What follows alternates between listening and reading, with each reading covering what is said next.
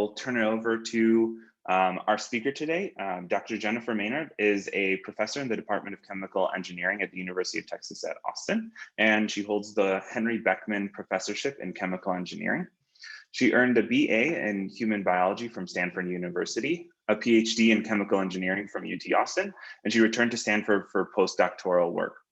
Her research focuses on developing protein therapeutics and vaccines to address unmet medical needs in infectious diseases, with a focus on understanding mechanisms of protective immunity to engineer more effective vaccines and therapeutics, reverse engineering pathogenic strategies used by bacteria for biomedical and biotechnological applications, and then controlling cellular immunity through manipulation of T cell receptor MHC interactions, and then applying protein engineering approaches to issues in structural biology.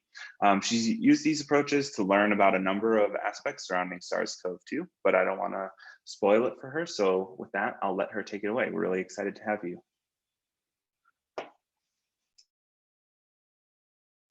You're muted. I do that all the time. Thank you so much for the invitation. I'm really excited to talk to you guys. I have, of course, been following your work all year. I'm in a chemical engineering department, so we do actually I teach our students about SIR models. So while I mostly do biochemistry and it looks like a lot of proteins, I think hopefully I can sort of translate a little bit so you can appreciate how some of the things that we're working on may impact things that you care about and models that you'll be looking at in the future. And so one of the things that people are really caring about a lot, the first vaccines worked really great, but now we have these variants. How can we make one vaccine that will work for everything? And there's been a lot of effort on this type of idea for influenza. It has not been successful, but a lot of the lessons that have been learned from influenza seem like they will probably apply and be more successful with coronavirus, because coronavirus is just not as variable, so it doesn't change as much. So as you all know, there are multiple strains of coronaviruses, and the ones that impact humans are primarily from this beta clade. There's a couple over here in the alpha, and then we've got our highly pathogenic strains are right here in the beta coronavirus C and B. And one of the challenges is these are actually pretty far apart in terms of sequence homology. So we'll think about why that is. So that's one of the big challenges. These sequences are highly divergent. So how do you then think about getting one protein or one vaccine that could protect you against all current strains and all future strains? And just the fact that we've had 3 highly pathogenic strains emerge in the last 20 years suggests that there will probably be more in our future. So this is definitely something that everybody is very eager to think about. The spike protein has been the target of the current vaccines, and it's a very good target. Here's your coronavirus. You can actually see the spike protein on these pictures of the coronavirus. And one of the things you can also see is some of these spike proteins are shorter and some are longer. And that's actually going to be functionally very important. And the coronavirus was named because these spike proteins reminded people of the sun's corona during an eclipse. So spike has been a good target for for the vaccines, because spike is actually the key protein that binds to the cellular receptor on host cells and allows the virus to invade a cell, deliver its nucleic acids, and make new viruses. So the whole goal with vaccines so far has really been using antibodies that will disrupt this interaction right here between the S1 and the receptor. If you don't have that interaction, the virus doesn't get in. And so this is also why with the antibodies that are used therapeutically, you really need to use them as early as possible, because once you've already got a lot of virus in the body, it's hard for antibodies to find and bind every single virus. But secondly, there's all these other sort of inflammatory events that will come once you've got a lot of virus. You really need to interrupt these processes early on. But this is a very effective strategy, especially if you can have antibodies induced by a vaccine and they're present before somebody even gets infected. The challenge is that this S1 region that actually binds the receptor, this is also where almost all of the antibodies in therapeutic development, monoclonal antibodies, are targeting, but it's not conserved at all. So it is not a very good choice for trying to make some sort of pan-protective strategy, whether it's with antibodies or with vaccines to induce antibodies. Sequence identity is 20% to 65% among the strains that actually infect humans. And the ones, 65% is actually for SARS-1 and SARS-2. The next closest, there's 2 that are in the 50s, and that's because they all use the same receptor. So if they use the same receptor, they're still fairly similar. But a lot of the use a totally different receptor. And so then any of the vaccines we currently have that are focused on the receptor binding domain or have antibodies focused on the receptor binding domain are probably not going to work at all. And so are there other parts of this spike protein we can target that are more conserved?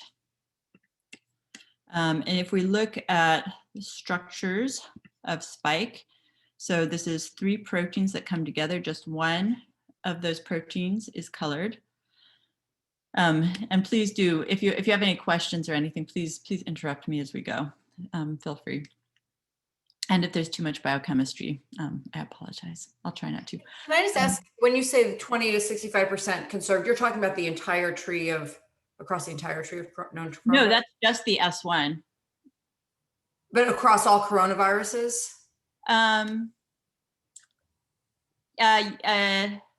It's across all the ones that infect humans. All the ones, okay, thank you.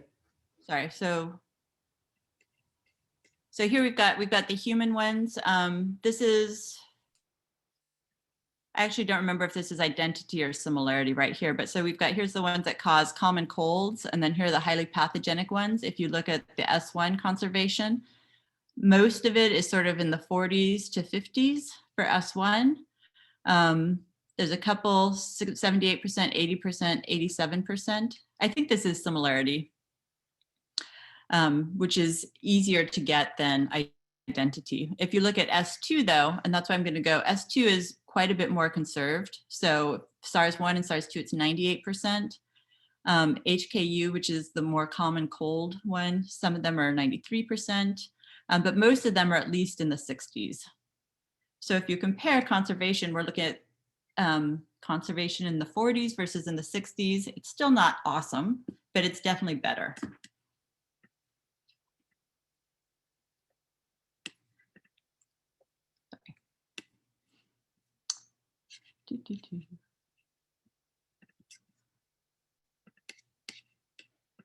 So this is just doesn't have a scale on here, but this is looking at the structure to sort of see which are the parts. So the green ones are going to be less conserved and the purple are more conserved. So to orient you, so up here we've got this S1 region, and this is what includes the receptor binding part, and this is what the focus has really been on because it works very well for SARS-2. There's also been interest in looking at this N-terminal domain. And it's not really clear what this domain does. It might be sort of hiding the receptor binding domain from the immune system. It doesn't seem to be functionally important, at least in the coronaviruses we have now. So it could be sort of a decoy. It could be concealing things. Maybe it's some old receptor binding region that some distantly related coronavirus used. But it doesn't seem to be that important. But then if you look down in this stalk region, you can see there's a lot more purple, and there definitely are some patches that are really conserved. And so the question is, are there spots on spike, and especially on the S2 domain, that are so conserved that you could design some sort of vaccine that could induce antibodies which can protect you against all of the different viral strains? Or secondly, and related, can we identify antibodies that recognize some spot on all of these different coronaviruses that is protective? So we're really looking for spots that are conserved and protective. My lab looks at antibodies. There are a lot of antibodies, antibody people on campus. But so we've been looking at antibodies, and we've found actually 3 antibodies that bind conserved epitopes between SARS-1, SARS-2, and MERS. One of those is neutralizing. So that's the one we're most interested in. We don't yet understand everything about it. And then sort of the related question is, well, how do you make, or how do you design a spike to then do a really good job of eliciting these antibodies? Because right now we're immunizing lots of people with spike, lots of people are convalescent, and the receptor binding domain also dominates the immune response. So how do we try to help elicit responses to this stem region? Jennifer, when you say neutralizing, does that mean that it prevents binding with cells? Yes. Or, yes, I'm sorry. I use words and I forget that not everyone uses them. So it doesn't necessarily prevent the binding, but it will prevent it. So it may prevent the conformational change that allows the virus membrane to merge. I think I have some slides to show this a little bit more. So to sort of understand how people are thinking about this, it's important to know a little bit about proteins, because spike is a very unique protein, and a lot of these parts of it that are going to be, that have the potential to protect against multiple strains, it's related to the way spike functions, and it's a very complex protein.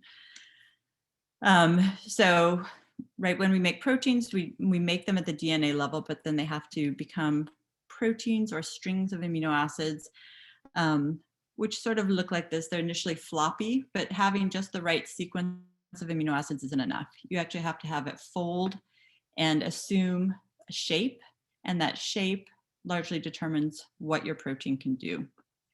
And so you can think about this sort of very generically as there are amino acids that are hydrophobic, and there are amino acids that are hydrophilic, and oily things like to be with other oily things. They don't like to be with water. So all of these solid oily residues are going to try to collect together in the center of the protein, and then we can have hydrophobic ones on the outside of the protein. So this is the most biochemical part. But so this is thermodynamically a favorable process, because oily things won't be happy in water. And so we can do things like we can change a residue, we can impact the structure and impact how stable it is. Each of these residues is about the size of penicillin. But then I didn't include my, so we have a protein,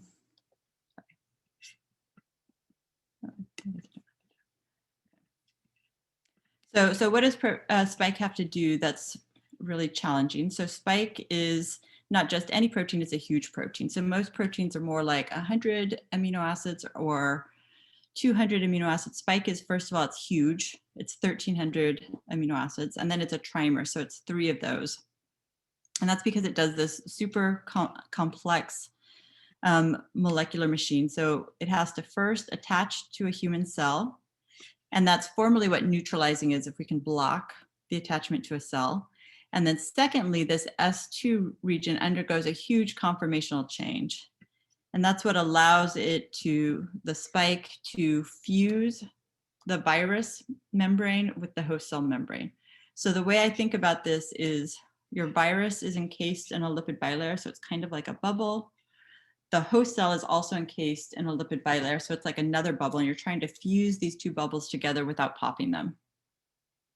And so that's energetically really hard to do, but that's what spike does. So it'll bind, it is on the surface of your virus, it will bind to the host cell, and then it will just try to sort of merge those 2 bubbles into one.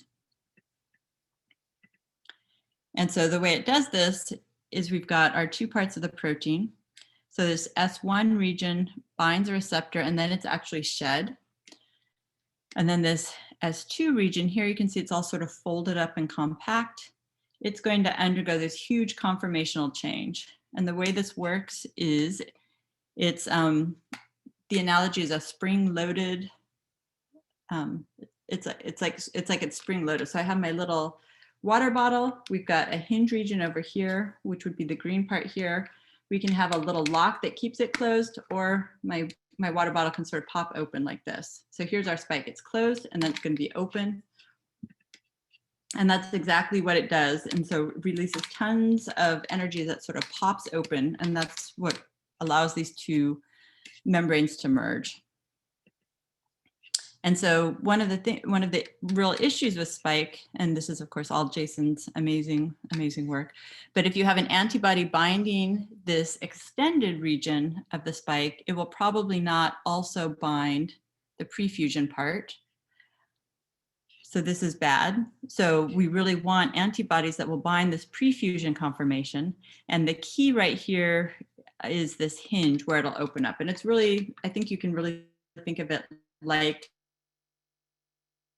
hinge on a water bottle or door. So we've got this hinge. And so Jason's genius was really looking at this hinge and then trying to say, well, how do we stabilize this prefusion conformation so that we can actually manufacture protein, and we can store it, and we can inject this shape into people and get antibodies that bind this shape, and then they'll actually block the virus from infecting cells. And so if we think about protein folding, it's thermodynamically more stable in its properly folded form. So that extended form is most stable. This prefusion form is not very stable. And so Jason's goal was to really stabilize that intermediate.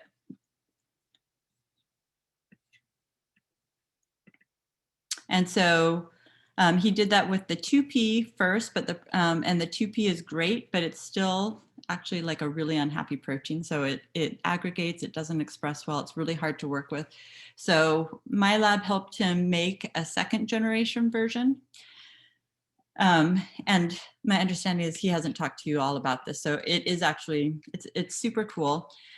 So Jason and Qinglin and Jory looked at the structure, and they designed lots of different changes that would try to stabilize this prefusion. So it's trying to make more interactions to hold all of those parts of the protein together so it can't come undone. So they put charges in there, so it's like little magnets will hold it together, more hydrophobic residues so that they'll pack really tightly together.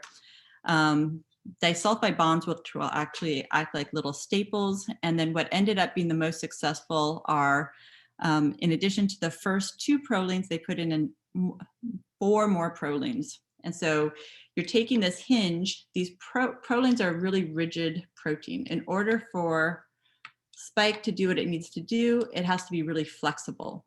So adding 2 prolines and then 6, it's like making a rusty hinge.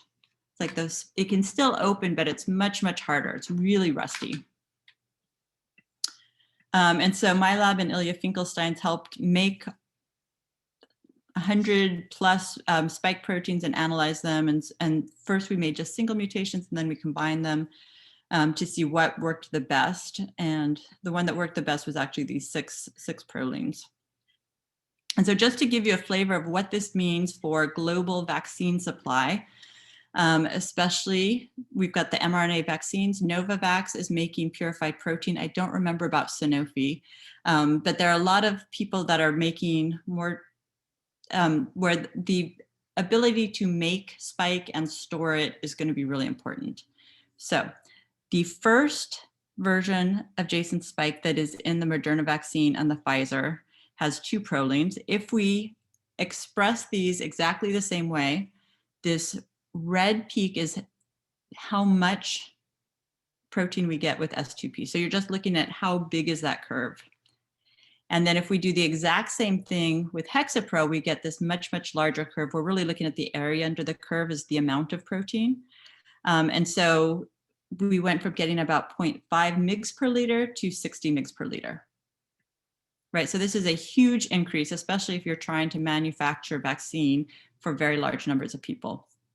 And so not only did we get larger amounts of protein, it looks like it's really good, better protein.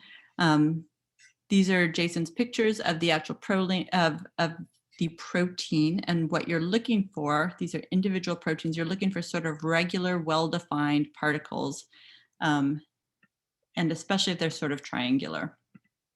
So in addition, this HexaPro protein, if we store it, so storage of vaccines is a major issue. Having to keep them at -80 is not going to work for delivering to most of the world. So just as one example, if we take these two proteins, we purify them, we do one freeze thaw, and this is qualitative, but it's nice because you can see after one freeze thaw, you can already see some of these S2 particles are just sort of not well defined. They're sort of squiggly, and that's suggestive of bad protein. There are more quantitative ways to look at this. But the S2, you can see there's still these nice, well-defined particles. If you do 3 freeze thaws now, the S2, you can hardly find any nice, well-defined particles, and you can start seeing these aggregates. And even if you keep them at room temperature for 1 day or 2 days, the 2P sort of there's not very much nice protein you can find there, whereas the HexaPro, you can still find a lot of nice protein. So this is to say, one, this protein is much easier to manufacture. It can be produced at larger scale. And it seems like it's going to be much more amenable to storage conditions, which all seem like good things. Moderna has been looking at it for their boosters, and this may not be as important for the mRNA vaccine strategy, but that remains to be seen. Those are some of the aggregates. And that's because with the mRNA, your own cells are making the protein, and so it's just a very different environment than if you're doing protein manufacturing. And then what's really exciting about this is HexaPro was combined with another virus, and it was actually with a virus that can be grown in eggs. And so just last month, that actually started clinical trials in Vietnam and Thailand. And this is, I think, huge because everybody has eggs. Anybody can make a vaccine that you just have to inject it into eggs. Not that many people have not that many countries have the capability of making mRNA vaccines or even purified protein vaccines. And especially now with shortages and some of the supply chains and some of the things you need in order to make the vaccines, eggs really are a genius solution. So hopefully this is going to be a huge game changer. And there was actually, if you managed to miss it, the New York Times had a big thing on Jason and this whole approach last week. So it's very exciting. And this has also been mostly funded by Gates. And so this is another thing I think that is huge, is that the Gates, I know you guys have Gates funding as well, but in terms of making a product, especially because we were negotiating this contract or a small grant with Gates last May. And with the political situation and the uncertainty surrounding vaccines, there was some concern that, well, if you make some really good vaccine, the US may not want to share it with other countries. And so one of the nice requirements is that if you accept Gates funding, you have to share it with other countries, with low and middle income countries. And you have to provide it freely. So you can have 2 pay scales. You can sell it for a lot of money to industrialized countries, but there is an absolute requirement. And that negotiating that contract took quite a while. But I think it has turned out to be a really great investment for the Gates Foundation. And so hopefully this will be a really big deal. Jennifer, one question I had, so you mentioned the differences between the mRNA vaccines versus a vaccine that, you've produced the protein yourself and are kind of injecting that. So does the HexaPro changes that you made, would that translate to, mRNA sequences that would go into the Moderna or like the mRNA vaccines as well? Or is it not as much of an issue for those? Yeah, so that's a good point. So, so 2 things. I think one, you're asking, well, you've now made 6 changes. Is that going to impact the kinds of antibodies you get and how protective they are? Are they going to be as relevant? The structure looks the same, and Greg Ippolito and Jason Lavinder took a bunch of their convalescent sera, and at least binding to convalescent sera seems the same, but that's polyclonal, right? And it tends to be dominated by the receptor binding domain. So I'm not sure that we would see changes unless they were super major. The second question is that going to change what is elicited by the mRNA vaccine? So the receptor binding domain and the N-terminal domain, they sort of fold independently. So I think they'll be pretty much the same no matter what. The question is what happens with the stem, and especially with the conserved epitopes, and that's what we don't totally know about right now. So I think that's what people are trying to figure out. And then Moderna did make HexaPro exactly the same way because they redesigned the mRNA sequence and things like that. They made HexaPro and 2P and compared those head to head. And when you're purifying the protein, HexaPro is much, much, much better. In the mRNA setting, it was only like twofold better.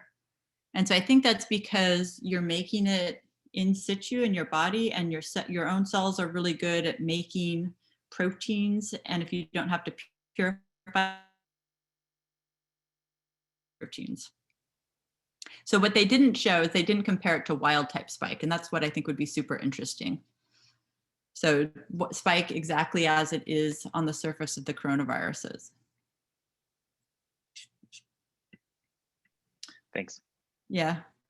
Okay. So the hope, and we don't totally know right now. Oh, this is actually right. So the receptor binding domain, even if the rest of the protein is kind of messed up, this one will fold independently and will probably be just fine. The N-terminal domain also sort of folds on its own and will probably be fine, even if this stem region is different.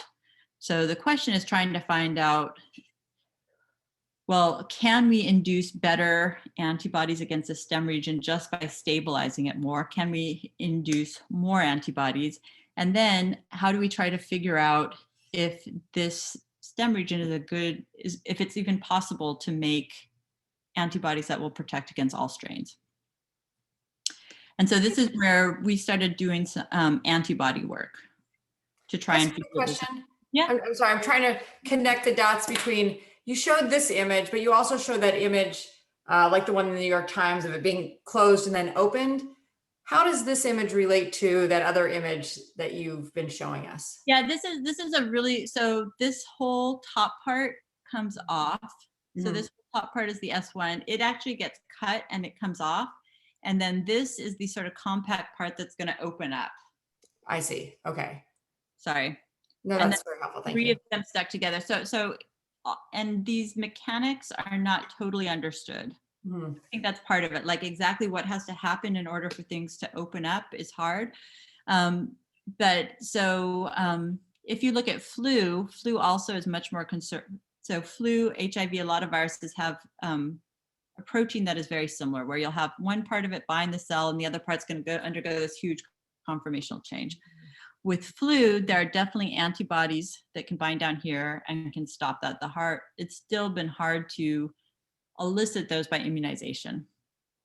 You can find antibodies that will do it individually, but then it's hard to, how do you design an antigen to elicit those antibodies?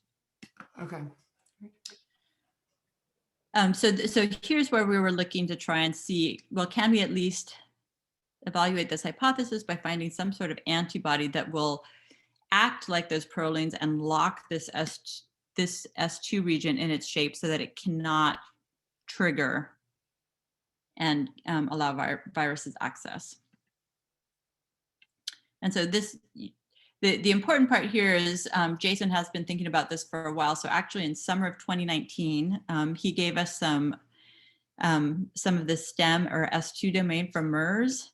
And we had immunized mice, and then they sort of decided they didn't like this design of their protein. So we didn't do very much of it until February. Then we were like, we have these immunized mice. I think we should go see if there are any antibodies in here that were elicited against MERS, but also bind SARS.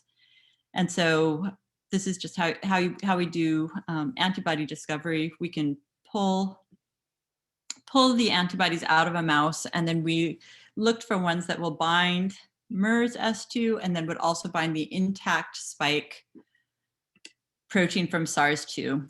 So we're looking for antibodies that bind both, and we actually found 3. And our favorite one is one called 3A2. And so some of the first things we found that were interesting is that it only binds properly folded spike. So if we destroy the spike, it doesn't bind. So we thought that was potentially useful. We don't want to bind garbage spike. And then we've got some controls. It also binds HexaPro when we stress HexaPro, because HexaPro is really stable, right? But 2P will fall apart. So we know it at least binds these 2 versions. We can get it to bind wild type spike as well if we express it on cells, but wild type spike is just really hard to work with. And so this is definitely one of the things we're constantly thinking about as well. How relevant are these HexaPro, these stabilized spikes, to what we actually have on the viruses?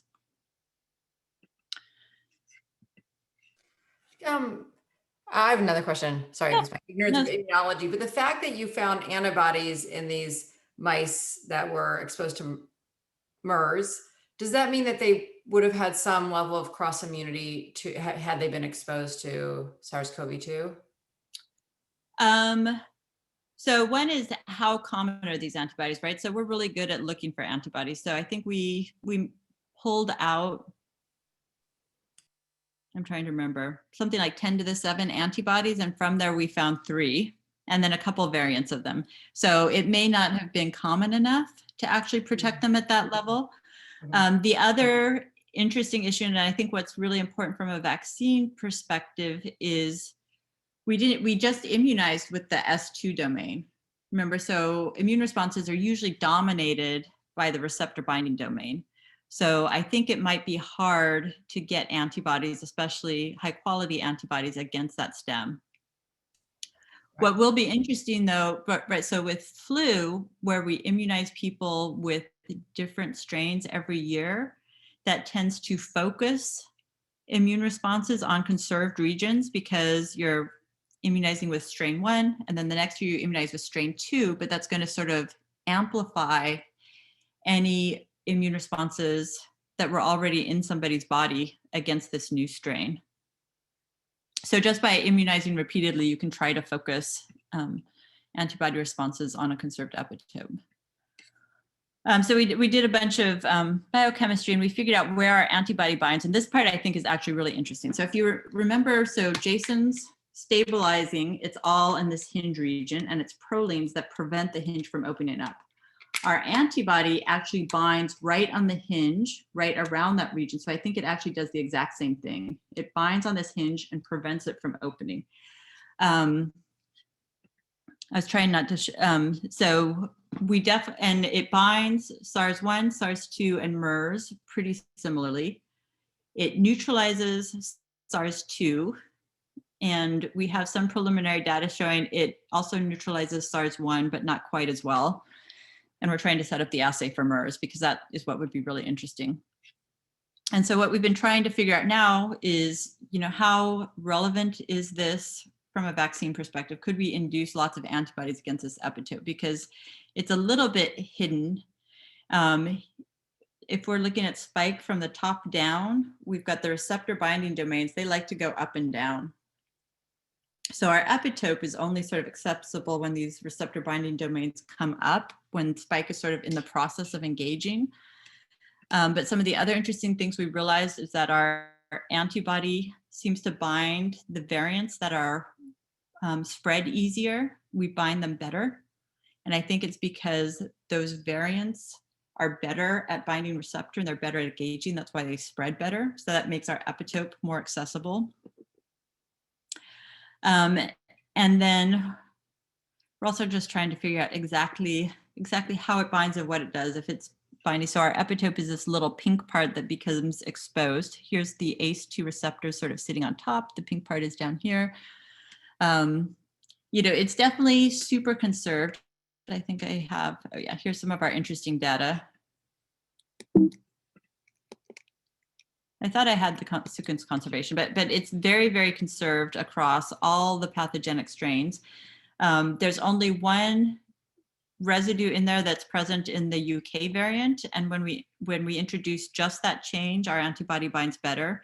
We've also looked at binding to the intact UK variant, and our antibody binds that better. So that's interesting. Some of the other changes that we see, so HKU1 has a Q here, and we still bind the HKU1 version, which is this is common cold. There is one residue that's present in these less pathogenic cold ones, and if we make that change, we actually don't bind it. And that we know that some of these guys are around. And one thing that's interesting, because our antibody is binding in the region of the initial 2 prolines, so we are really worried that, you know, maybe it wouldn't be as relevant for binding to actual spike, but it seems like from some of the variants that Jason and Qinglin have made, maybe the spike is these 3 parts and maybe they're sort of coming apart, and our antibody, it gets a little complicated, but maybe our antibody is sort of trapping it as it's starting to open up and change shape, but then it can't. So it's sort of like a frustrated spike. So this is sort of where we are. Here we're looking at the regions of the spike, and with yellow, we see improved binding, and that's associated with some of the variants. And then we think the part that our antibody really definitely binds are the pink, green, and blue. So, in terms of how we think this is happening, so the S1 region has the receptor binding domain. It'll bind here. It actually gets cut off and cleaved. So then we think our antibody comes in and binds to the hinge and probably prevents it from triggering and actually causing the virus to fuse to the cell. And we seem to better bind the more pathogenic version. So the D614G, we definitely bind much better. The London version, we bind better. And we think that's because it's more, those more transmissible variants are sort of more primed to bind. They're really wanting to bind. And so their spikes are stabilized in a way that can try to bind.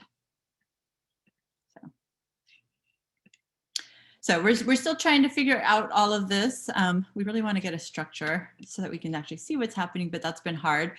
We thought actually, I mean, I was really worried all last like December and January. I thought there had been huge numbers of receptor binding domain antibodies. Then there were all these variants that seem to escape capture by vaccine-induced antibodies or therapeutic antibodies. And I thought there was going to be a flood of antibodies binding S2, and there's been a couple of them, but not so many. So is this because it's not as good of a target as we maybe thought, or is it just sort of harder to target here? We'll see. But some of the other ideas for making pan-coronavirus vaccines are taking the receptor binding domains from a variety of different strains, purifying those, and then sort of sticking them together as nanoparticles. So if it's a nanoparticle, it sort of looks like a virus to your immune system, but you can put a whole bunch of different, the London, the UK, the Brazil receptor binding domains here. There's interest in doing chimeric spikes at the mRNA level. My guess is you could probably also just mix them, which would be a lot easier. Just make your mRNA vaccine with like a 1-to-1-to-1 mixture of London, Brazil, UK, et cetera. I mean, that seems like it would be very easy. And there are lots of other vaccines where we combine different serotypes. People are thinking about doing a mix of whole viruses. And then the one that's really interesting is serial vaccination. So this is what they've been trying to do with HIV, where there are a lot of really hard to, the parts of the HIV proteins that are protective, it's really hard to get antibodies to bind them. So there may be a situation where we have a vaccine against the vaccine that hopefully most of us have gotten, like against the initial SARS-2 spike. And then there might be a booster against the variants, but then maybe we'll have something like a booster against the S2 to try and pull out these antibodies that will bind multiple strains. There's actually a very nice discussion of this in Science last week or the week before or something, because it's definitely very interesting. So Spike is a super complex molecular machine. There are new variants coming down the line. Pan-coronavirus vaccines are coming. And it'll be really interesting to see what works. Jason is a big believer, thinks that S2 is the place to go. Data from HIV and flu suggest S2 will be helpful, but we don't really have enough data yet to really know. And then obviously, we wouldn't have been able to do any of this without Jason and Qinglin, and they're totally amazing. And this has been fun. We were just really happy last year. I mean, we were just thinking, like, we are so happy that we are scientists who have skills to contribute in some way. So, and you guys all obviously have highly relevant skills as well, but it's much better than just sitting at home baking bread and gardening. So, I don't know, baking bread and gardening sounds pretty nice right now. well, I'm sure you guys are all I was thinking the same thing. But that's what we just remember, like everybody, all our neighbors and all our friends are like, oh, we're so bored last week. And we were like, we're not bored at all. No, thank you so much. That was just so clear and just, yeah, helpful. And for me in sort of understanding how all this fits together, and your amazing contributions, and of course, Jason. So thank you for that great accessible presentation. So clap forward. Awesome. Well, thank you very much. And hopefully, I know it's a lot of biochemistry, but Great. it is all really cool in terms of new vaccines. And it is so exciting that the vaccines actually work. Because I also was thinking, things will be like 50% effective if we can actually get them made. So we are very fortunate.